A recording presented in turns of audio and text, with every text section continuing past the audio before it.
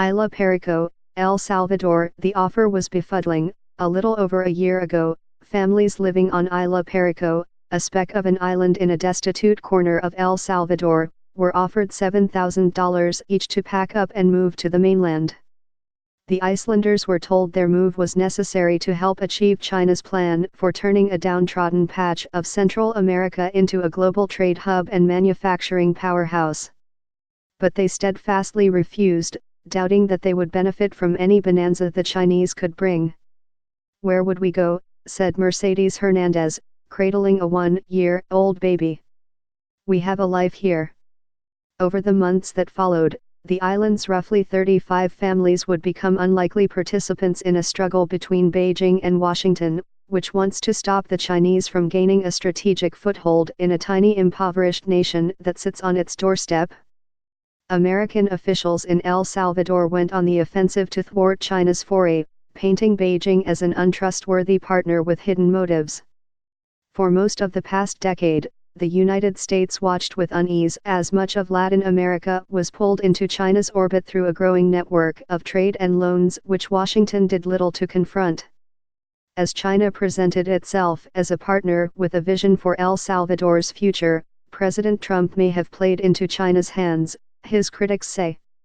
The Trump administration initially countered China with little beyond threats to the Central American nation and its neighbors for not doing enough to curb migration, one of the president's signature issues.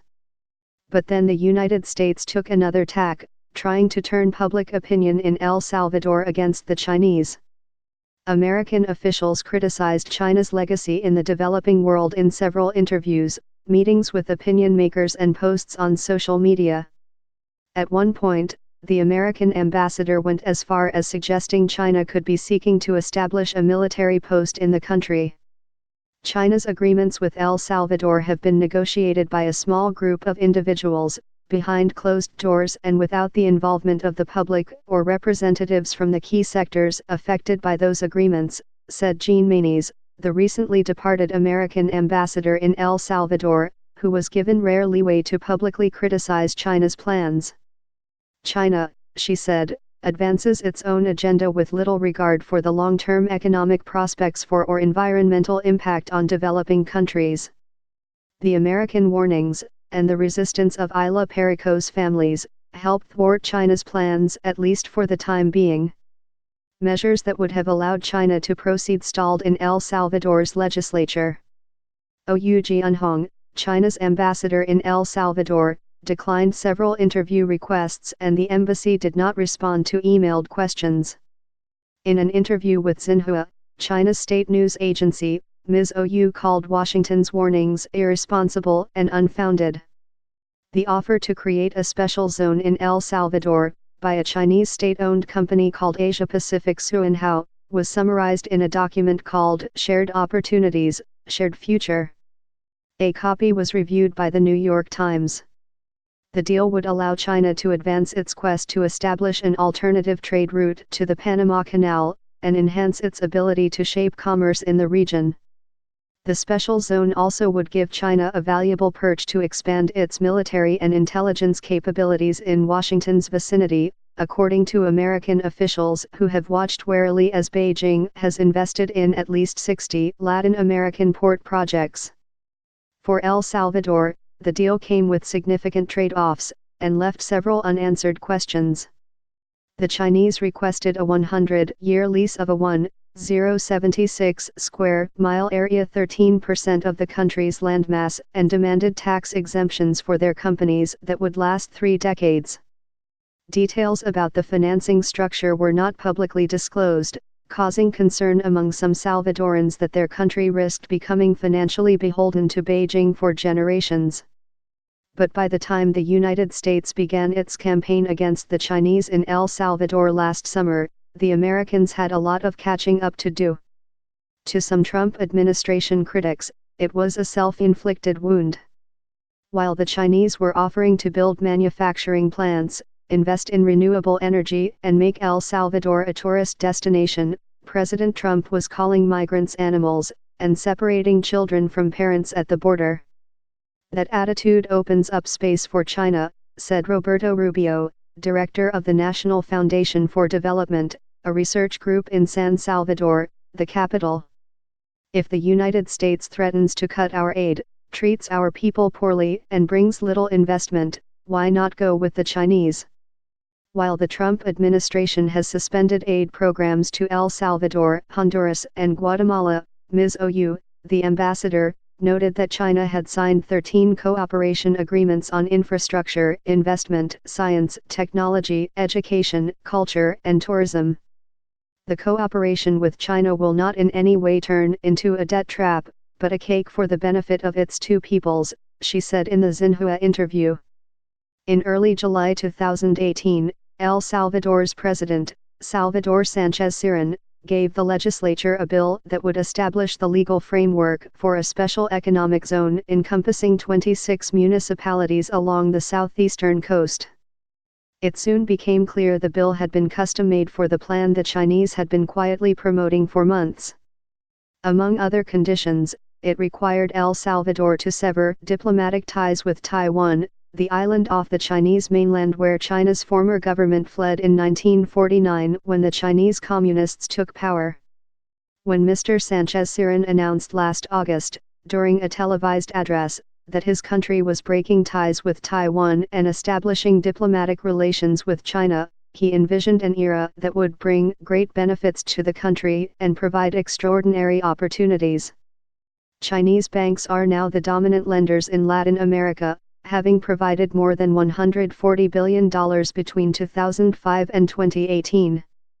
Trade between China and countries in Latin America and the Caribbean soared from $17 billion in 2002 to nearly $306 billion in 2018. The Obama administration did little to publicly challenge China's deepening engagement in Latin America after the Chinese in 2009 signaled their intention to expand investment and trade in a region rich in commodities and in dire need of infrastructure upgrades. Soon after President Trump's election in November 2016, the Chinese issued an updated policy vision for the region that was notably bolder. The update conveyed China's desire to build military alliances with Latin American nations and signaled its aspirations to become a guiding force on global challenges like climate change, sustainable development, and cybersecurity. As the deal was debated by Salvadoran lawmakers over the past year, the Chinese sought to win them over, inviting lawmakers and journalists on paid trips to Beijing. They also began disbursing a $150 million assistance package. The first gestures included buying 10 trucks for the Water Agency of San Salvador and donating 15,000 laptops to public schools. Ana Guadalupe, a 56-year-old resident of the Santa Fe district in San Salvador, said water service had been sporadic and unreliable before the new trucks began deliveries Tuesdays and Saturdays. There were many places where there was no water, she said on a recent afternoon as workers from the water agency used a large hose on a truck emblazoned with the Chinese flag to deliver water. "Without water we can't live."